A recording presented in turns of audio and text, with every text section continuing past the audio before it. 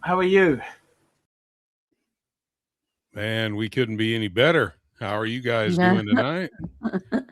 I swear.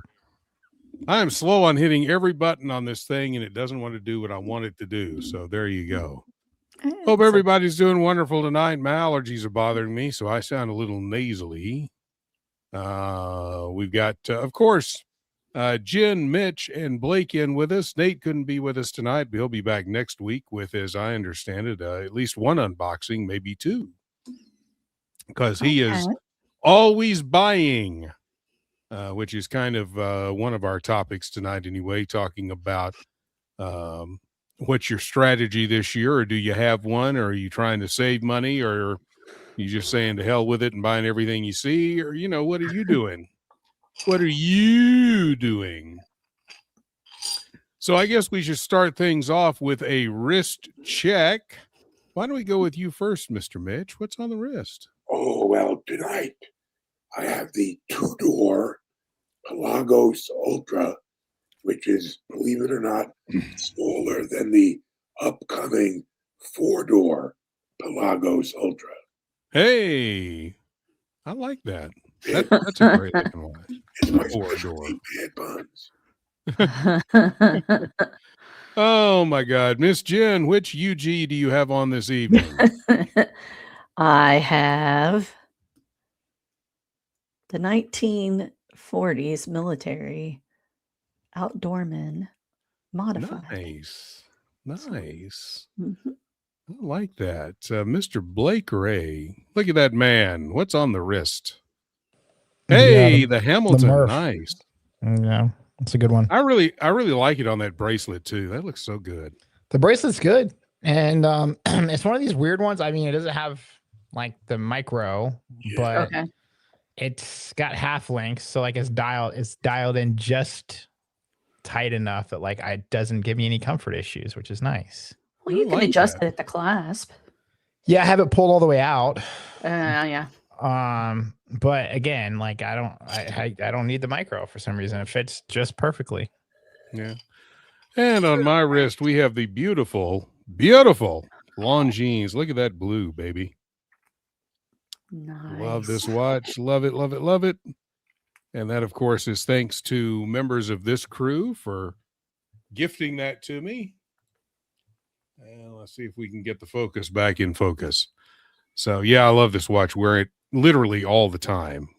Kind of between this and my Squale, I could just wear those two watches for the rest of my life and be happy. But, of course, I'm not. But I could. So let's say hey to the few folks that are in the chat right now. And, of course, we've got the link is in the chat. So if you want to join us tonight, feel free. We've got Easy E in tonight, upvote number 4. Let's go. Still like to acquire the color OPs and a basic Daytona this year. Don't really desire anything else. Fingers crossed. Yeah. It's a nice little combo there if you can get it. And we've got Brent saying hello. Hello, Brent. Hello. And we've got Kevin Hawthorne from Lakeland, Florida. Good evening, Kevin. Glad that you're here this evening. So tonight we're talking, we're going to start off anyway, talking a little bit about what your plans are this year. Do you plan on buying? Do you plan on selling? Do you plan on a combination? Do you have any burning desire to get a particular watch, anything like that? First of all, Anteater, a member for 3 months. Thank you, man. And you're in the race tonight. Upvoted. Good evening, all. Anteater, you're the first person in the race tonight. We will be doing that at the end of the show, so we would like for you to get in it as well. You can member chat, super chat, join the channel, which also gets you into the WhatsApp group, and gift memberships. And that will get you into the race tonight. And we'll give away at least one, maybe two at the end of the show if you've been active in the chat. Okay. So, I mean, I can start it off here. And I don't really, I go into every year saying I have a plan, and then by January I've blown it. I haven't actually blown it yet. No, I really want to consolidate. I really want to sell a ton of my lower end pieces, and I want to get my collection into a somewhat of a coherent, these are my really good upper scale work watch everyday kind of pieces. These are my weekend watches, and then try to get rid of a lot of the fat. Not only do I need to get rid of a lot of the fat here, my collection has gotten way too fat, and so I need to put my collection on Ozempic and get rid of some of the stuff. So I'm not really in a buying mood this year. I'm more in a selling, consolidating mood. We'll see. I do have at least one watch I would like to get before the end of the year, but I'm not in any real hurry. It's not a watch. It's not a limited edition. It's not going anywhere, any of that kind of stuff. So, other than that one, there's nothing really that I want. And honestly, I don't need anything. That's the thing. We've got Nate in the chat, although he's not on the stream tonight. You know what you need to slim down the collection, Robert. 6 Santos Dumas. No. That would be increasing the collection. That's what you need to slim down your collection is to get rid of 6 Santos Dumas. We're talking watches on my waistline. In my case, both. Easy E. In my case, both. Mitch gives us $2. Watch collectors buy high and sell low. Abso-freaking-lutely. John Wiegand, my buddy from childhood. Hello, Robert, in the group. Glad to see y'all again. One of these days, I'll tell y'all the story of John and I in the same driver's ed car when we were 15. It was very, very bad for the driver's ed instructor. We've got Caliber YQG. Hey, Tuesday Night Live. Glad to see you're in there. A ghost of Yiddish Gambino. Nate reminds us that Dumont are very slim. Thank you, sir. So they won't add a lot of weight to my collection, is what you're saying. Happy to hear from you, Nate. But what are y'all's folks? I mean, whoever wants to start, as far as what you plan on doing, or do you have a plan of what you want to do with your collection this year? Well, I've already started to trim mine down a little bit. I didn't need to take out too many pieces. So I bought a 12 watch box, and that's kind of what I'm sticking to, is the 12 that are in there for right now. Obviously the Bel Canto is always on the I wish I could have list, but I am looking to possibly sell some pieces, like buy and flip type situation.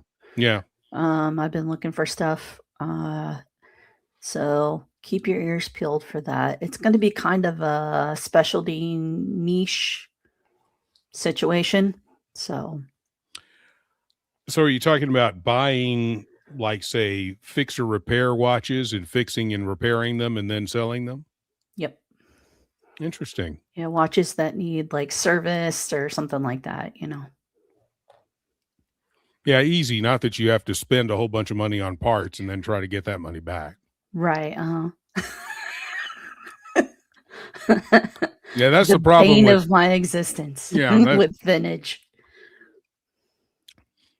Yeah. Speaking of which, I should have that package for you ready to go as soon as it thaws out. Okay. I was going to ask you later about that. Jen's getting another care package from me. Speaking of pain in the ass vintage. I'm pain in the ass vintage. It's fun. I actually watched a video last night on, I think it was an Omega that has like the alarm in it.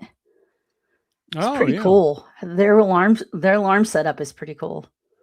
Yeah, well, you'll see. I haven't opened up the Seiko, so I have no idea what it looks like. So, yes, Blake, your Bellmatic is going to Jen so she can try to get the date part fixed because the date part doesn't work.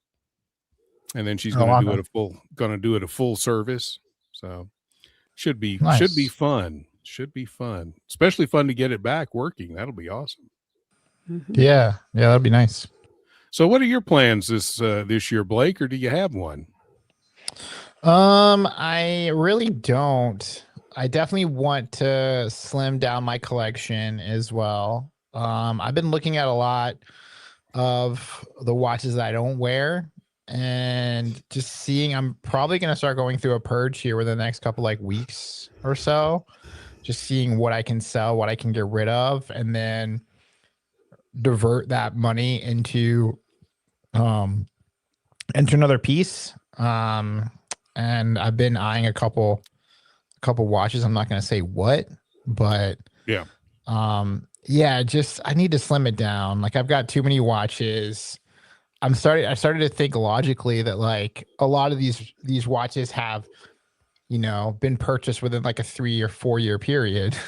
So like 10 years, 7 years, 6 years from now, like within a 4 year period, all of them are going to be due for service. So like, yeah, just the cost of maintaining a collection is starting to come to the forefront right now, especially like with some of the stuff that I've gotten service recently. I've gotten some big bills. So that's the real thing of owning stuff is the maintenance. It's not the initial cost, it's the after cost that kills people. Yeah, and just the fact that like, what's the point in owning it if I don't wear it? Just to say that I own it. Yeah. So yeah, I was talking to Margie, and I'm gonna purge some stuff, and I probably am gonna get rid of maybe like 20, maybe even more, maybe 30 watches. I'll get rid of it. So. And use that money for jewelry for her. Maybe. I don't know. Do you still owe her that ring? Yeah, I mean we bought another like loose diamond. So yeah. And so yeah, we just need to find like the right setting. So we're just kind of like, piecemealing it. We found a nice diamond that we got over Christmas. Ooh. And so yeah, we're just waiting. I swear, Jen remembers promises made to women better than we do, because she will remind us. If you have told her, I was talking to my girlfriend and I told her I was going to get her this, and like 6 months later, so did you ever get your girlfriend? Blah, blah, blah. I'm just trying to help y'all out. Yeah. That's how we think, man. Help us out. We have a special part in our brain. Yeah. It just kind of hangs out back there and it says, remember when that motherfucker told you this? Yeah. Remember? When are you going to get that? I want to know. We got Ben 10 in the house this evening. Hey, man, wrist check, wearing his Rolex Date Just Icy Blue Dot. Gorgeous watch, man. That is a gorgeous watch. Brent is wearing his Silver Dial Marine Master, also a gorgeous watch. I love that watch. I like, I'm more of a black dial Marine Master, but the silver dial's really pretty. We've got Julius Caesar in the chat this evening. Good evening, watch. Beepo. Still can't do it like. Easy E. And I haven't talked to Canadian Watch Monkey in a while. If you actually talk to him, tell him to hop on one of these days because we miss him. No one can have as many as he does, 100 and counting. Yeek. JJ had asked me the other night how many I had, and honestly, I think I'm about at 40, and that needs to be about 20. So we'll see. Oh, and Julius is wearing his Frederic Constant PR Big Date. Very nice. Nice.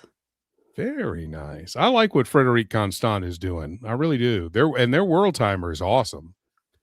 And their what is that? Their what is it? Calendar watch that's like 10 grand, but it's the cheapest one you can get. Mechanical. Anyway, I like what they're doing. Perpetual calendar. Thank you very much. I can't figure it out. It's all right. That's all right. You got allergies. You got the brain. Yeah, the brain goes poof. I think We that- welcome. I think that, Oh, go ahead. I think that perpetual calendar by Frederic was designed by the well-known watchmaker Peter Speak. Oh, Oh, yeah. okay. From Speak Marin. Yeah, well, they split, so now he's just Peter Speak. Okay. His wife was Marin. Okay. I want to welcome in Nerd with Swag. Hi, Bobby, Mitch, Jen, and Blake. Nerd, thank you so much for being in with us. We talked earlier in Trap's live chat earlier today, which was a good show from his buddies at Trifecta Watches. So Oh, nice. Oh, cool. So yeah, if you haven't been by Trap's channel lately, you can rewatch that stream, and he's got all kinds of stuff over there. Trap, I'm sure, will be somewhere in the chat later this evening. We would also invite you. I will put the link here in the YouTube chat. If you guys want to hop on with us, any of you, feel free to do so. We'll get that right there. And you guys can hop on the StreamYard with us and tell us about what you plan on doing this year with your watches, or this weekend. Hey, wearing my Grand Seiko SPGA 231 diver. Those are kind of cool. I kind of like the big chunky handset on that watch. It's kind of cool. I like that. But Mitch, what are your plans for this year? Because you seem to have more movement in your collection than any of us, really. Well, except maybe Yiddish. But but he's not here, so. Well, my goal is to get a really super watch for my 70th birthday coming up in July. But in order to accomplish that, I really got to make a dent in selling a bunch of my Hamiltons and Longines and the sort of mid-level watches that I have to go along with an amount of savings that I have set aside for watch purchases for the year. So right now, I'll be buying maybe one or two nice but not super crazy pieces, perhaps a bunch of Citizens and Seikos, which will eventually go in the giveaway pile at some point, and then start researching how I can put together deals for, white gold or platinum VC or overseas, or a Longo one, or a Patek that is not a Pateks are difficult for me because basically I don't like them. Yeah. I don't like the aesthetics. And there's some that I do, but that narrows my focus in terms of Pateks. So, and of course, I love Nautiluses, but I'm not crazy, nor am I, Bill Gates, or Mark Zuckerberg. So, no Nautilus for me. Yeah. Yeah. Well, it sounds good. Now, you had mentioned a couple of those watches in there, including the Longo one and stuff.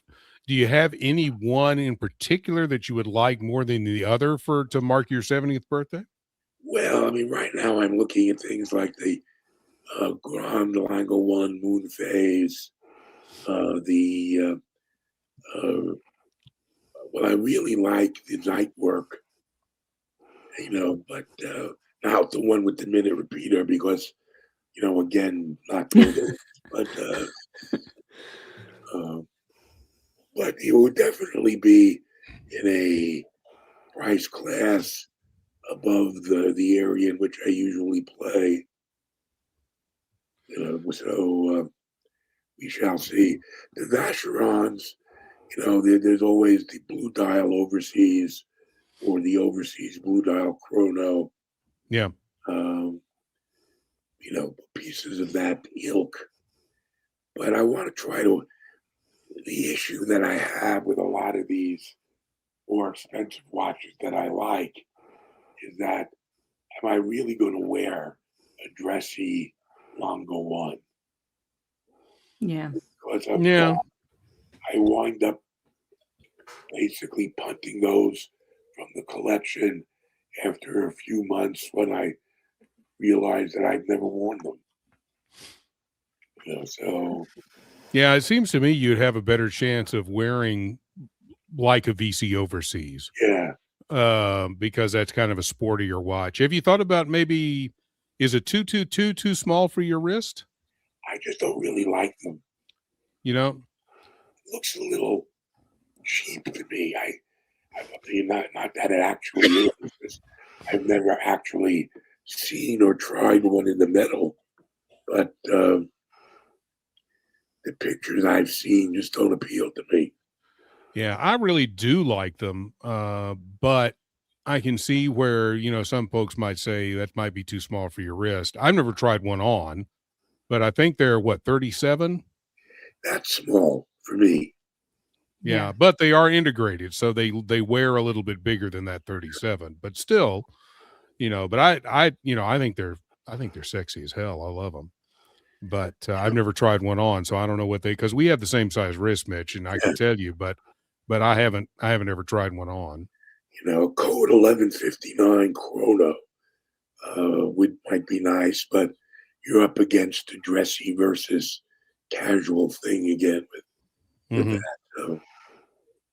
IWC sounds like it would fit more in that slot than anything. Perpetual, one of them. Yeah. Yeah. Those you go Ooh, an eternal calendar would be nice. Well, Shortle. We would all love an eternal calendar. Yeah. But we'd have to start selling organs for them. Spleen for sale. Mm-hmm. Yeah, and when you get to both Mitch and my age, nobody wants your organs anymore. They're like already worn out. Yeah. Well, at least get half price for them. They're jeez. Yeah, I've got enough medical issues that the only part of me anyone's going to want when I'm dead are my corneas anyway. Yeah. Yeah. Oh, Jay Giddy, $2. Thank you, sir. Good evening, everyone. Glad to see you here. Speaking of buying IWCs, Nate suggests that we all buy them in honor of George Varghese. Oh, and Nate says he did try on a 222. Shockingly, the 222 in gold at 37 millimeters wears so good on my wrist. Did not expect it to fit. And I think Nate is also a 7.5 inch wrist like we are too. So that seems to be the official wrist size of the yeah, pretty much. Blake's a little bit smaller, but the rest of us are 7.5. So that's cool. That's good to know. Yeah, like I said, I've never tried one on. I mean, there's no way I could ever touch either one of them price wise, but if I could, I would get the stainless. And not the full gold, which I for sure could never touch price wise, but I can't get the stainless either. So anyway, yeah, there's always like, do I even consider gold Rolex Daytona in white gold or something? I mean, I like the version that Alex got recently. Yeah. I think he got the Baby Le Mans. I think is what he got. No, he got an Oyster Flex, sort of the rose gold with the. Oh, that's right. He got the rose gold with the Sundust style. Mm-hmm. Yeah, it's a gorgeous watch, and somebody else in the group has the Baby Le Mans. Toyota Mo has the Baby Le Mans. Mo has it. So Birminghart suggests to Nate that he liquidate the Cartier collection and get the 222. Absolutely. I would do that. Come on. You don't want to see how much the cufflinks that I was sending Nate today cost. It was insane. I just had some come up on Instagram and I just sent them over because I thought it'd be kind of funny. He's like, actually, I'm looking for rose gold ones. And then I went on a hunt. Oh, send Jesus. him a couple Here we of go. those. So who knows what he's going to do with it? That's usually how I get people. I feed the addiction and then let them make the choice. Yeah. Yeah. That's why they call her the enabler, ladies and gentlemen. Facts. She is indeed an enabler. This is not an AA meeting. Yes, and Birminghart did send Nate to Costco today to look at the new Invictus that apparently been restocked. Birminghart, I hate to tell you, but that watch that you posted in the chat today, I actually have that watch. Oh my God. That's my secret. It's my secret. I have a as you put it, a Richard Victa. I do. It's in the other room. I'm not wearing it this evening, but maybe I'll bring it on next week so y'all can make fun of me. And you will. So Ben 10, sorry I can't say anything tonight. The JLC Collectibles, JLC Memo Box, Polaris 2 is a beauty. Dial, red dial, bezel, sheesh. I just can't buy another SS watch. Stainless steel watch, yes. The Memo Box is nice. I like it. Yeah.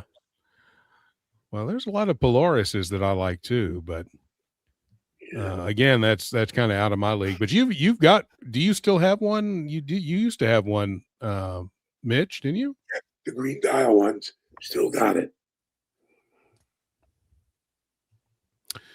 So let me remind you that we do have a race this evening. So we would certainly love to have you in the race. All you have to do is super chat or member chat or join the channel. And that, of course, also gets you into our WhatsApp group where we have over 100 watch collectors talking 24/7 about watches and other dumb stuff.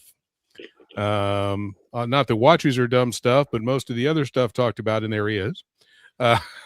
I'm just teasing. Except for Bubba's stuff. His stuff is cool. Oh my God. Don't get me started on Bubba's stuff. It's a freaking amazing. So yeah. So come on and get in the race tonight. Join the channel if you're not. At the very least, if you're not already subscribed to the channel, we'd love to have you subscribed and hit the bell notification so you know when we're on live. Usually we're on live Tuesday nights, Friday nights, and Sunday nights, but you never know. There might be a members only stream or something else come up. So we would love to have you both as a member and a subscriber if you're not already subscribed. We've got a couple of interesting new releases, and I wanted to bring this up because I actually have this watch, but in a different color. And that is the new PR 516 colors, which is I had no idea they were doing this. I've got, of course, the original black dial, which is one of my quote Bond watches, and I think these look nice. I actually like both dials. But these are, and the bracelet I can say is good on them too. It's not a jingly jangly bracelet. It's actually very well built, especially for a watch at this price, at that price range. It's very well, and it's a very well built watch. Of course, it has the Powermatic 80 in it. And I like the Fume dial. I really do. I think that looks really nice. Yeah. And they're 38 millimeters, same size as mine, same case as mine. So I know how it wears. It's a 38 millimeter across and 44, I believe, lug to lug. So it wears very kind of in the middle, you know.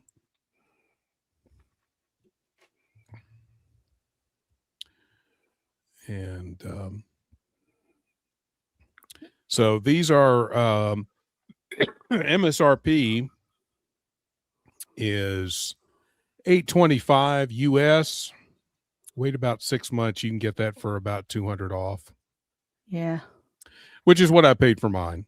Okay. I mean, it's a solid movement. It's been around forever. They put it in Yeah. all their stuff. Yeah. I mean, it's an ETA made movement. So it's really good. I really like that one. Excuse me.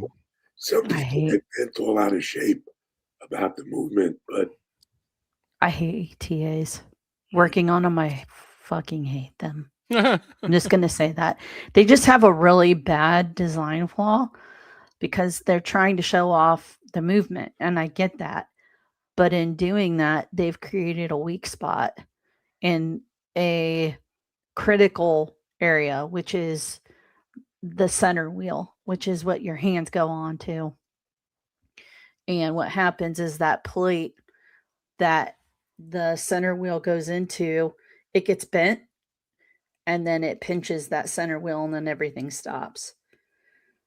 And it's on several models. Like I've got another ETA on my bench right now, and it has the same issue, and it's the same setup. And I don't know if it's because they're trying to repurpose similar parts so that they can, cost cutting measures in that, and then it's kind of made its way through the whole line. Otherwise, they're built pretty solid, but that is just the worst part. Is once you service them and you go put them back together, it never fails. Never fails.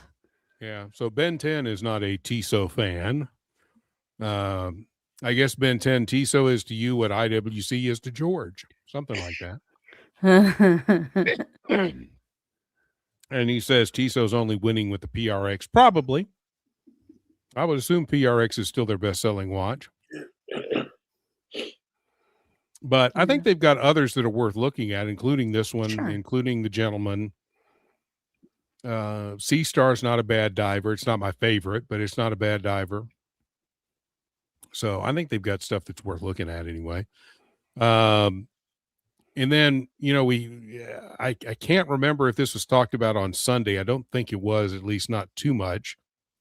But the news that Richemont is selling Baume and Mercier to Damiani. And, I don't know anything about the firm that's buying Baume and Mercier. And it's not, the sale isn't final until summer. I think June, I believe.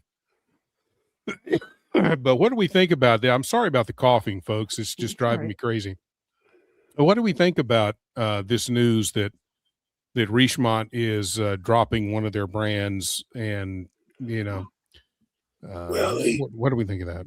Rob Corder in Watch Pro wrote a column today basically saying that the only winner in that deal is Richemont, that the track record of similar things happening to other weak brands in the past have always resulted in the ultimate complete death of the brand. That Damiani has no experience with watches. They're just a bunch of jewelry retail outlets. And he doubts that even if they intend to try to do something with Baume and Mercier, that they'll be successful at all. Ironically, when that news broke, I had just taken my Baume and Mercier Riviera out of its hiding spot and they're ready to try to sell. So now the price has gone down. So if anyone wants it's a fine watch with a 5-day power reserve in-house movement, but it's got no real brand ID. As people have said, it's too expensive to compete with Tissot, and it doesn't have the brand ID of a Longines or a Tudor. So yeah, that's the problem. Is they're kind of caught in the middle. They're kind of in that no man's land, both of price and of cachet or lack thereof. But yeah, I agree with you. I've tried on a couple of different Baume and Merciers, and they're well built. The Baumatic movement is nice. Yeah. I was impressed with the finishing and the look of the watch. Bracelets are in pretty good as well. No problems with those. I thought the watch had a little weight to them, were well built, but yeah, I mean, there was a time when I really wanted one, and then I kind of rethought what I was doing and said, "Now I'll go in a different direction." But yeah, I don't know. I mean, I wonder if the brand survives this. I know that the people who bought it have said, all the right things that you would hope they would say, that, we want to expand the brand and find new avenues for marketing the watches, and find a bunch of new retailers and expand the global reach of the brand and all of that kind of stuff. That's what you want to hear. I just don't know if they can pull that off. So I mean, I think the best thing that they could do is what we have talked about, Oris. Same thing of, if they take the opportunity of picking up this brand and saying, okay, they're obviously in the wrong price bracket. Right now, we have the opportunity to reset things if we want to, because we're a completely different company. And we can say, we're taking this over and we want to run it the way that we think it can be, that it can have longevity and profitability. So let's drop the price, have it compete with the PRX initially, get it out there so people know what it is, because you don't have to design any movements. You've got case designs, you've got all that. Just use what you have and leverage that to start off with, and just let people know, hey, and see, this is the bad part of having shareholders, is that you are beholden to shareholders, and they don't understand that 18% year over year is not something that is sustainable. It's just not. And they're killing businesses over this, and it's ridiculous. They don't have to die. It's all about the long tail, but they want their money now. They're not willing to be patient, but they want everybody else to be patient. So, yeah, it's going to be an uphill fight for sure. But I think the best thing that they could do is reprice and definitely rebrand, because they're not very well known. Well, and what about the idea from Thomas Broadbent that this actually may be an orderly liquidation sale, that they may have just bought the brand to liquidate it, even though that's not what anybody said. Right. I mean, that's a but possibility. maybe, I guess. Maybe they bought the name and they're hoping to shop the name around eventually, Could be. I hope that's not the case, though. I really like what Baume & Mercier does. I would like to see them survive. But, as we've said, with the economy kind of iffy, not just in this country, but worldwide, honestly, with the Chinese market going pretty much bye-bye as far as luxury timepieces.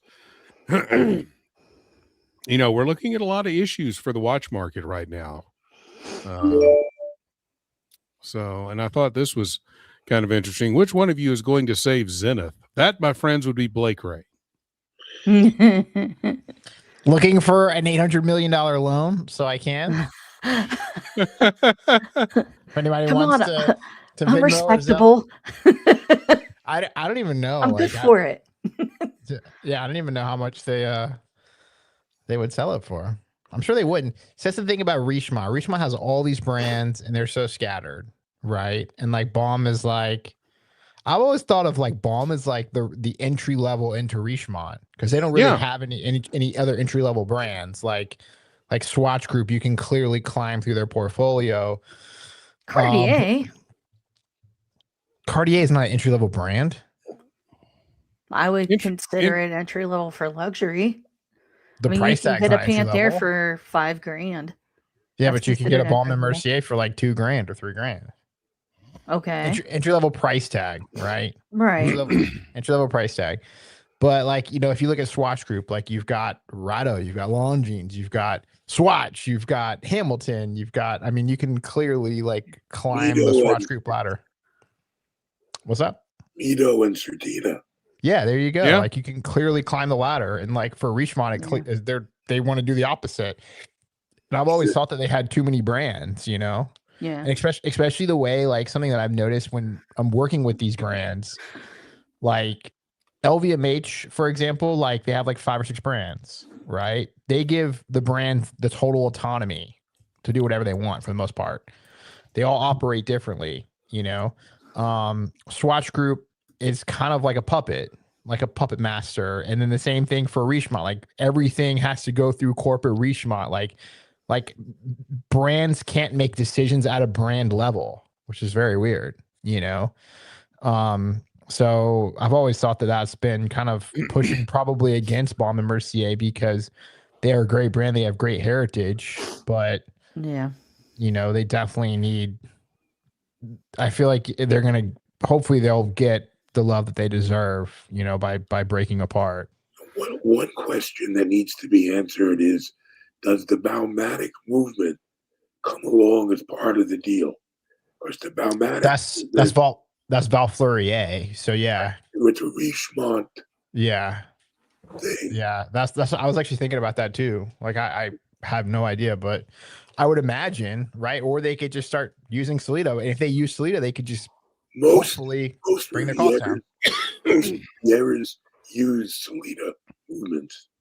Yeah, most true. Most true. Oh, really? Okay.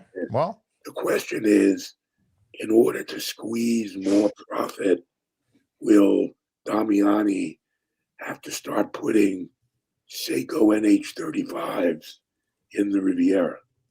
No, I wouldn't think well, they're not getting cheaper. Yeah, and I wouldn't think they'd go that far. I mean, they do want to keep the Swiss made label on it. Maybe. And you would think they would anyway. But I'm wondering, and one thing that Blake was talking about kind of gave me this idea is, you know, the Richemont corporate control over all of their brands. Could this in a way help Baume & Mercier by taking away that corporate control and letting them act more truly independent? I think that's it. Letting them innovate, letting them try some new designs, letting them, you know, setting them free, in other words, to do some really cool stuff. I think that's it. I think that's going to be the secret to their success, right? You know, because Richemont has so much oversight. Like now they can truly like flap their wings, I think.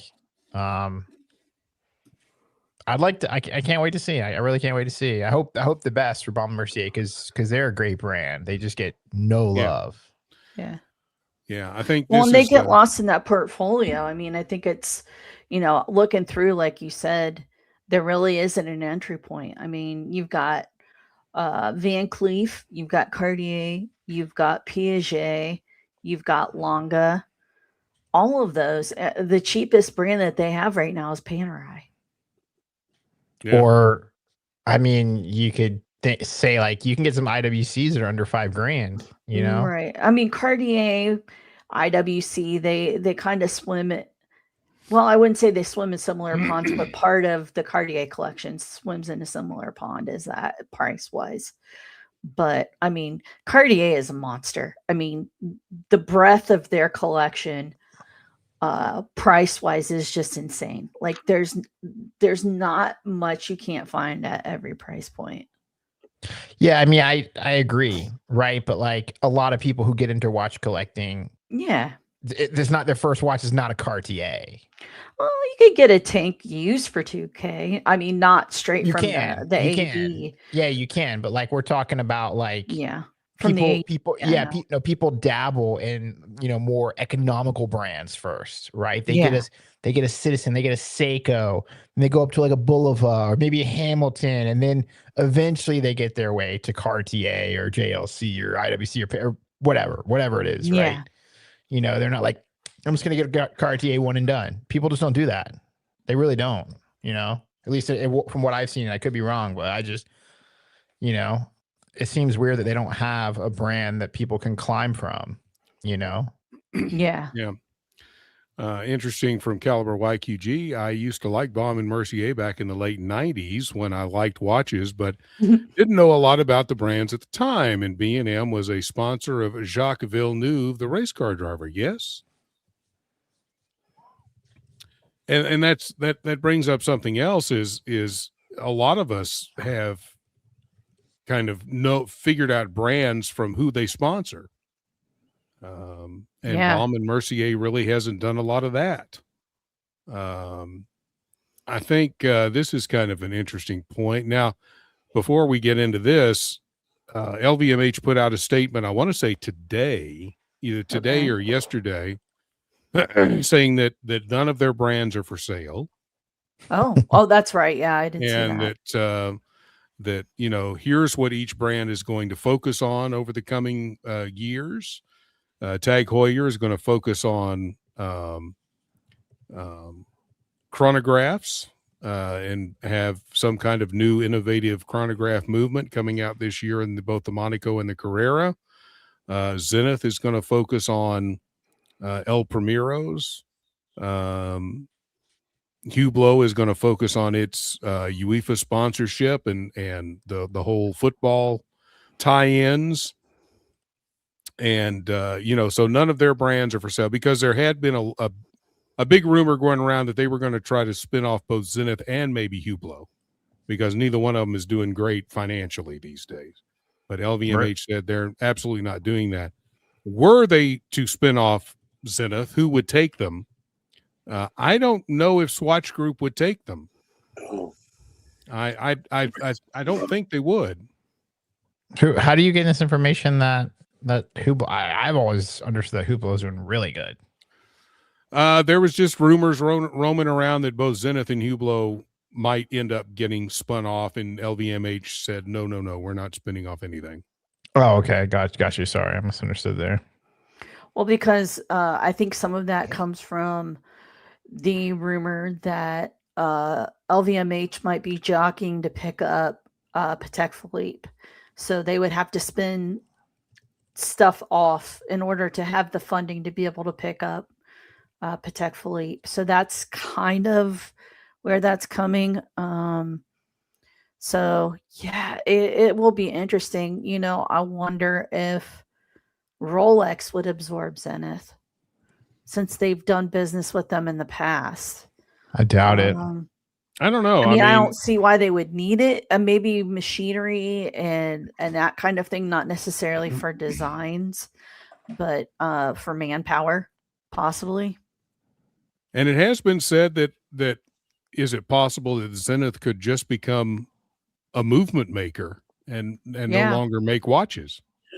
I think that would be the smartest thing for them to do, honestly. I don't know if I agree with that.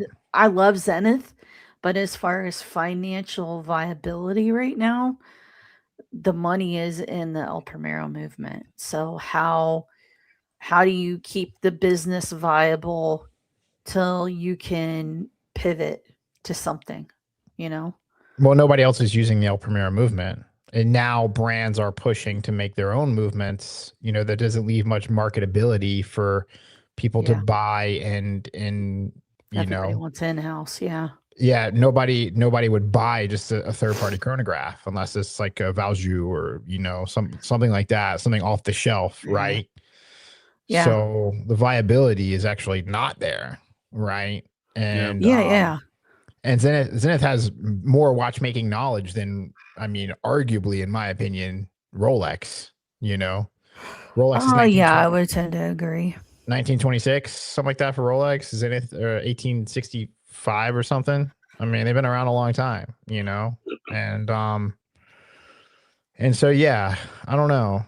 I mean, I wonder if the bifurcation of the watch market, with the whales and the non-whales and all that stuff that people have talked about recently, if that continues, whether we're going to see some of these large watch conglomerates actually divesting themselves of some of their more well-known brands and basically selling them to private equity firms or lower level luxury holding companies. I mean, look what happened to Ulysse Nardin and Gerard Perregaux. You know, they've been put into this quasi limbo where they're owned. They're not independent, but they're not owned by, you know, Richemont or LVMH or Swatch. Mhm. I'm trying to think of who would benefit from picking them up that could, you know, even just bolster their chronograph lineup by picking up. Why don't they just go independent? Like, why do they have to be picked up by a group? I think that they've proven they can't swim on their own. Where are you getting that information from? They were dead. What do you mean they were dead? They were dead. They were literally dead in an attic before. That's not true. You know what happened to Zenith? Like, let me school you real quick. Zenith was acquired by Zenith Radio Corporation. Right. The fucking TV makers. Right. And they said, "Oh, you got the same name? We got the same name. That's cute. We're just gonna buy you." That's exactly what happened. And they were the ones that decided. And they put baby in a corner. Well, they didn't know what to do. They just said they were just gobbling up everything, anything that had their name, right? You know, and they were the ones that decided to push into electronic, you know, fully quartz movements. And then Zenith acquired Martel, which was a movement maker later on down the road, like a supplier of theirs. Okay. And then they brought because Zenith was really only making their chronograph movements.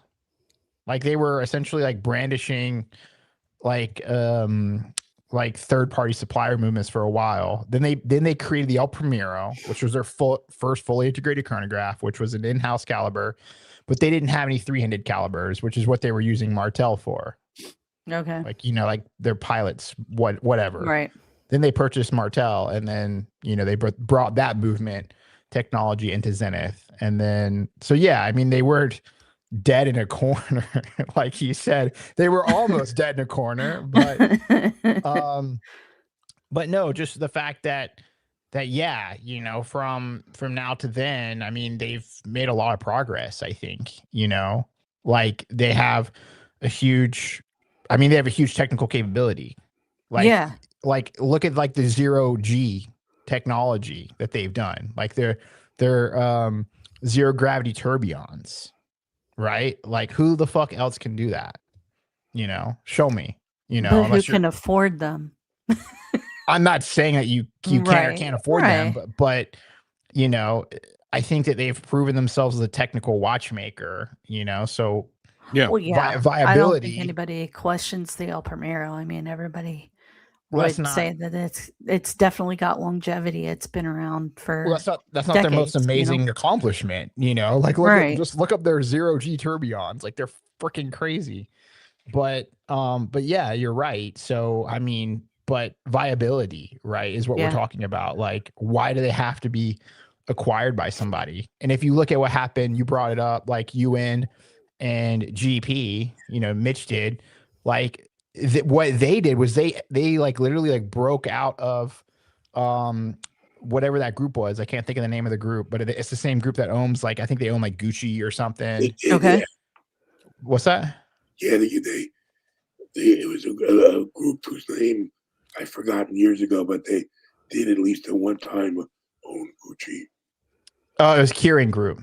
Oh, that's right. So yeah, so Kering Group, who owns Gucci and all this stuff, and then what they did was they raised the means to buy themselves out of their group, and then they broke the two manufacturers up, and now Patrick is the CEO of both of them, which I don't really understand that, but they operate independently, right, from a group, you know, and they can do that, you know. So I don't know. Sorry, rant over. Were you referring to Patrick Hoffman?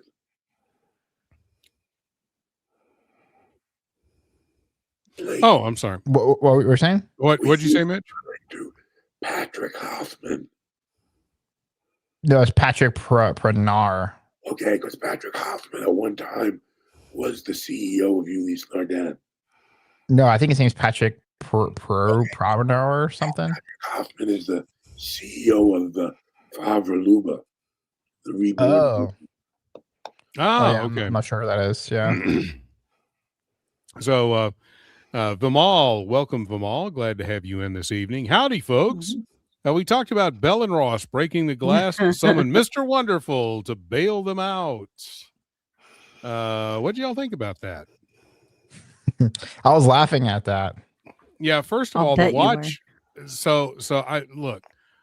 Blake likes Bell and Ross. Actually, so do I. I think some of their watches are really cool. I'm not so sure that I like this skeleton that they're pushing. I just thought it was.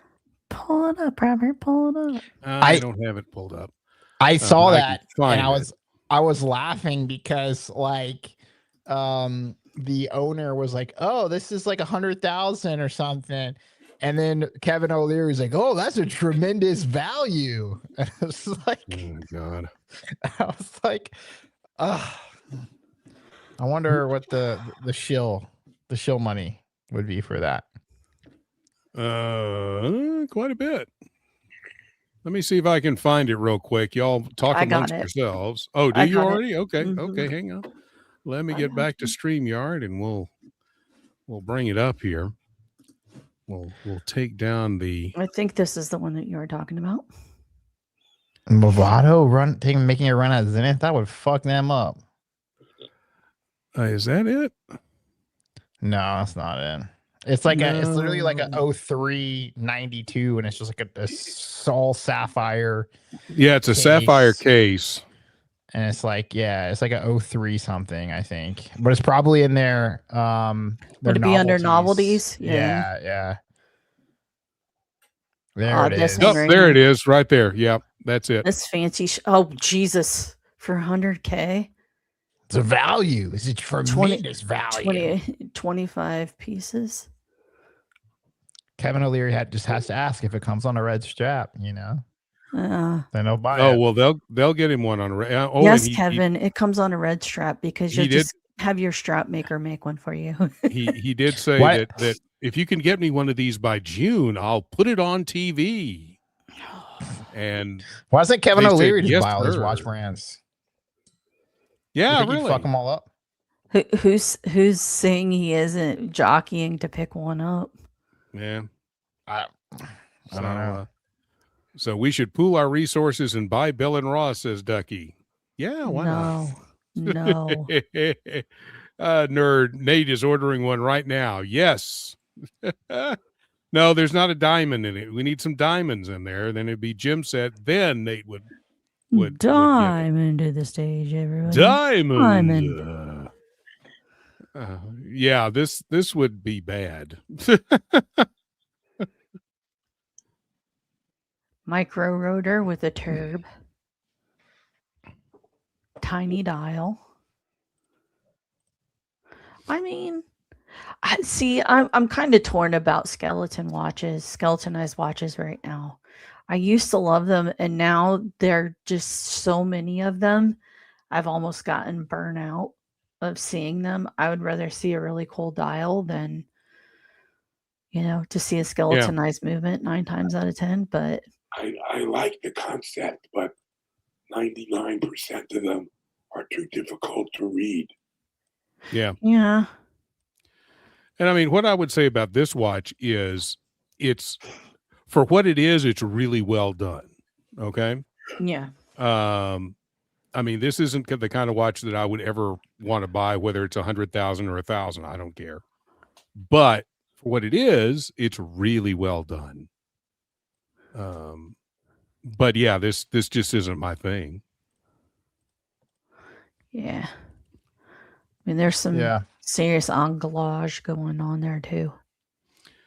And so, of course, they have to have the "and" in Bell and Ross on the tourbillon spinning around, which actually is kind of a interesting, nice touch, actually. Yeah, I can't claim I like this one, even as somebody who likes Bell & Ross. No, I don't like it either. I'm just saying for what it is, it's really well put together and finished and everything else. Yeah, I mean, they did a good job with it. Just not something for me. Well, Bell & Ross does make nice watches. I mean, like Yeah. I mean, when I say nice, like they're put together really well, and like they're quality watches. You know, they're reaching for the stars in terms of price. I think. Yeah. You know, they're you know, it's like. Have you seen the South Park where like they go to like, I think they go to like Colorado or something, and they like smell their own farts? Oh yeah. Yeah, That's where it's based out of, is Colorado supposedly. But yeah, they smell their own farts. Yeah. That's Bell & Ross, I think. They like the smell of their own farts. Oh my God. No, they're in San Francisco. Oh, okay. Yeah. Yes, ladies and gentlemen, we've just come up with the new brand slogan for Bell & Ross. That's smell what your own farts. That's what the "and" stands for. Oh God. It's you bending over to smell your fart. Yeah, there you go. Well, I think we've pretty much bit the dust with this one. So Nate says he'd rather have an Aventi than one of these. Yeah, that's the other brand that Mr. Wonderful pushed so hard. Oh, real quick, British Watchmakers Week is going on. Oh, I didn't know that. It was this week. Yeah. Christopher Ward released a 12 loco. Let me see if I can find it. All of the all the new stuff from British Watchmakers Week. While we're doing that, we can take a look at the new one from Hanhart, which I kind of like. I like this white dot. Yep. So this is a oh, nice. You like that? I kind of like it too. And I think it looks really good on the bracelet here too. See if it won't blow up here for some reason. But yeah, I like it on the bracelet. I like what Hanhart's doing. I think they're doing some really good stuff. I mean, they're kind of caught in the same trap as, Tag Heuer and a lot of brands, that they are going back to their roots, and they're doing a lot of reissue kind of watches or vintage looking kind of watches. But I don't think there's anything wrong with that. No, I like the coin edge. Yeah, I do too. And I think it looks equally as good on the strap and the bracelet. I think I would buy it with the bracelet if I was going to buy it. $24.90 on the bracelet, euros, which would be about $3,000 ish USD. $22.90 on the strap. And what are the measurements? A 39 millimeter, 13.6 thick, 46 lug to lug. So nice size. Wear pretty well. So yeah, I like the new Hanhart. What do y'all think? I like it. Yeah, it's nice. It's clean. I like the white dial. Works. So I think Jen is still struggling to find the... Yeah, I don't know why, because it's been all over IG all day. Can't find it anywhere. Let's see. I want to welcome in Marine Lair for $2. Hey, Marine Lair. We'll get you into the race this evening as well.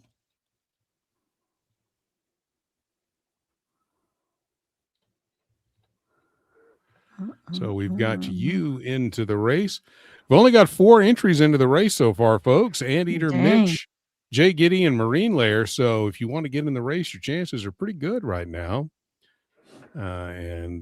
So, yeah, and this will be the second to last race of the month, right? Because it's February 1st is Saturday, I think, right? So Friday night will be the last race of the month.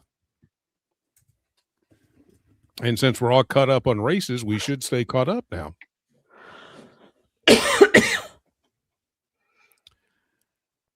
But yeah, get the super chats, member chats, join the channel. That'll get you into the WhatsApp group. We would love to have you in the WhatsApp group as well if you're not already. Most of the guys I see in here are already in the group. Excuse me, if you happen to be watching and haven't subscribed, please subscribe and hit the bell icon so you know when we're streaming. We do stream Tuesday, Friday, and Sunday, but every now and then JJ will spin up a stream just out of the blue, so you want to have the notifications on for that. Let me see. I think it's on. See if it's on Time and Tide.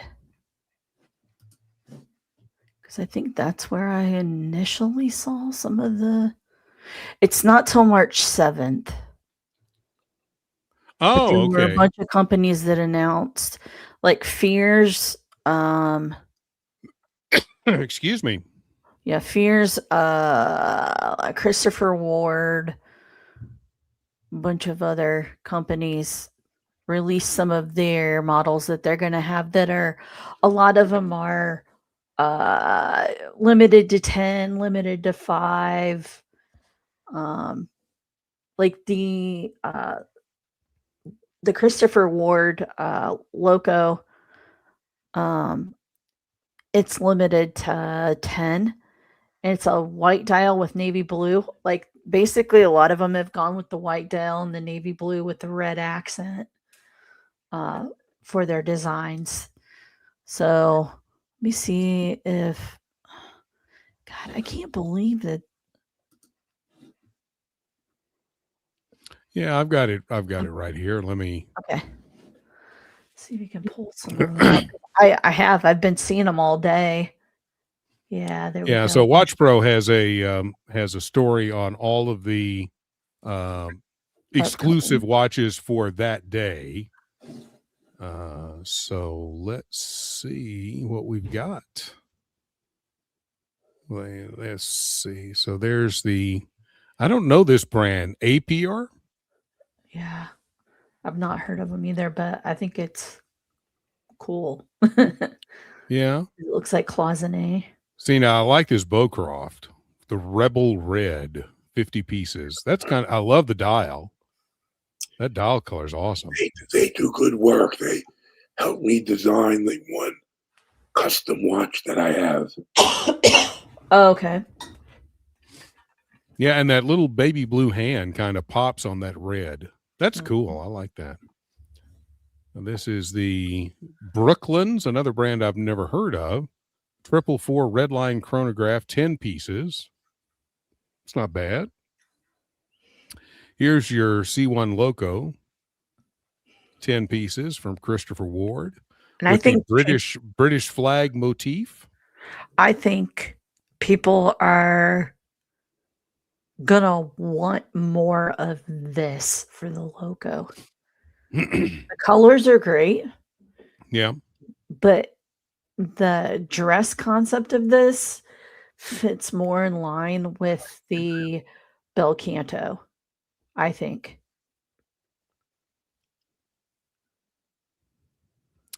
D-Trash. Oh, yeah, D-Trash. Yeah, 5 pieces. I love the concept of the brand. I hate the name. Because everything in these watches are recycled. So I think Ariel has mentioned that to him. That yeah, I mean, I think doesn't understand why. I don't either. The concept of the watch brand is fantastic, and some of their watches are really cool. Yeah, I like them, but I can't get a watch that puts D-Trash on my wrist. I just can't do it. Yeah. The Terra Meteorite. Oh, that's nice. From Diatom. That's another brand I've never heard of. The Edward Christopher Ripple. That's funky. Reminds me of was it the Chopek? Yeah. From a couple of Watches and Wonders ago. This is the Elliott Brown Beachmaster Automatic, 10 pieces. Elliott Brown makes some nice stuff too. So this is a GMT dive watch. Okay. You've got the Ember Concept Edition.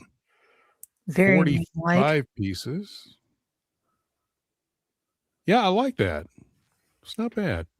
The Fairer, the Cross, 20 pieces. That's nice. Yeah. It's a nice dial. I love the Fume with the textured dial. That's cool. That's super cool. Does good stuff. And I like the Fears Brunswick just because of the dial. Yeah. I think the dial is gorgeous. 25 pieces of that. The Gekoda Pioneer Graphite. That's all right.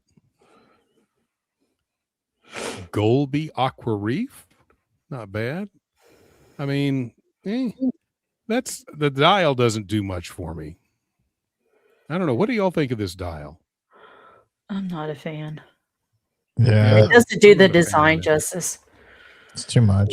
We've got Nate with the $2 super chat to guarantee another race loss named IWC Lover, please. Yes, sir.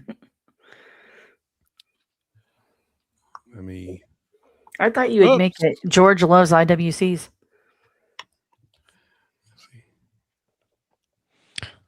All right, we got Nate in there. Make sure I didn't miss anybody because I can't see the chat when I'm scrolling this page. So if you do super chat and we don't get to you immediately, that's why, because I didn't see it. We've got the Justin Richardson Platinum Pebbles Sunburst, one piece. Oh, this is ridiculous. It's a double watch. Yeah. Wild. I don't know about that. Dumb. Oh, yeah. I saw this earlier, the Lost in Space, where you have the astronaut here at the end of the as the counterweight. Floating through space with the with the venturine dial. Britannia from Moriarty. Moriarty is great. So a little bit about Moriarty. Yeah. Allison has taught herself how to do enameling. And she's come up with her own colors, and she's worked with some other companies and made designs for them. But her and her husband work together, and I think it's just them and maybe one other person. But yeah, she's just slowly growing the company and learning more about enameling every day, and her dials are getting better and better. So yeah, that dial's nice. I'd love to see that in person. I don't think the picture does it justice. Love to see it in person. The Nomadic, 7 pieces. I like the colored subdials. It's all right. This one doesn't do much for me. Oliver Mayland. What?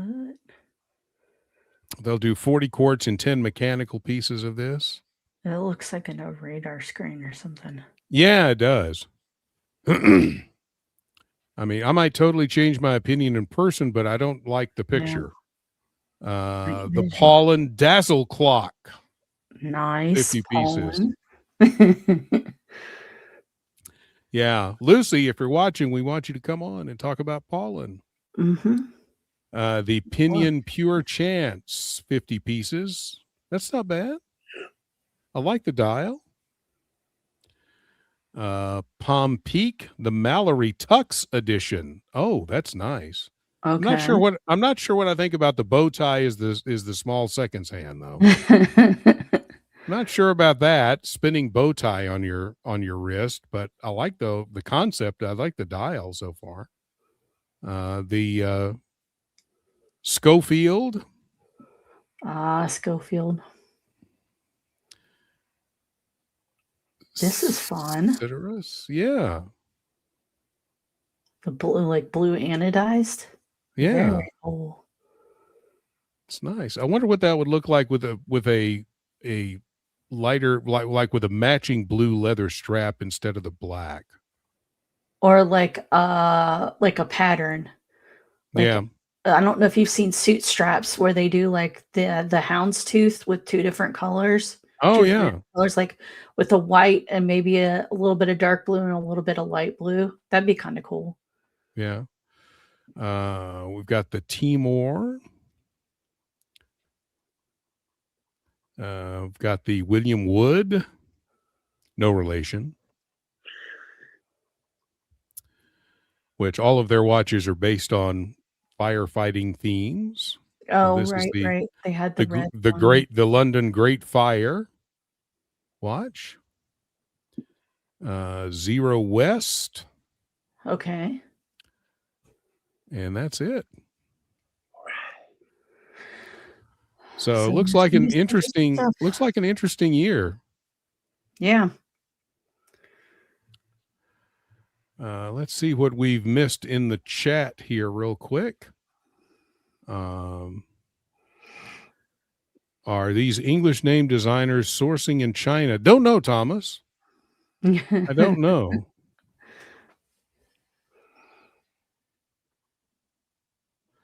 We want to welcome in TTV King Rolly. I'm a watch geek also. Welcome. You're in the right place. If you're not subscribed to the channel, please do so. And you can join us 3 times a week if you want to. Zero West looks like an invitation. An invitation to what? That's the question. Yeah. So we're going to give a 2-minute warning to get in the race tonight. If you want to get in the race, get those super chats, member chats, and the whole, everything else you need to get in the race. Get those in the next 2 minutes. Then we'll pick somebody and we will have us a race in just a few minutes. I've got something folks might be interested in.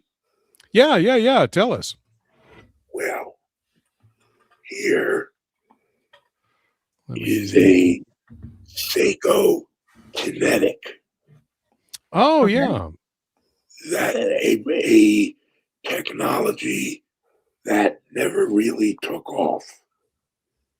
It was the first attempt by anyone to create an electric watch, a quartz watch, whatever, that did not require a battery. And how it works, you can see it has a rotor.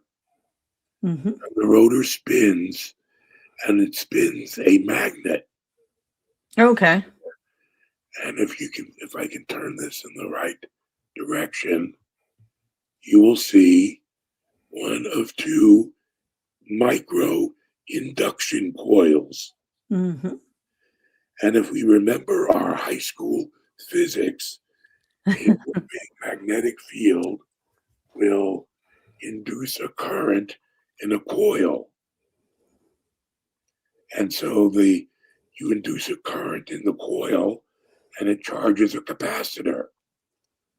And that's what runs the watch.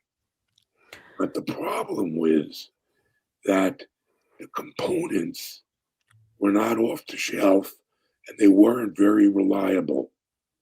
No. So the technology itself basically died on the vine.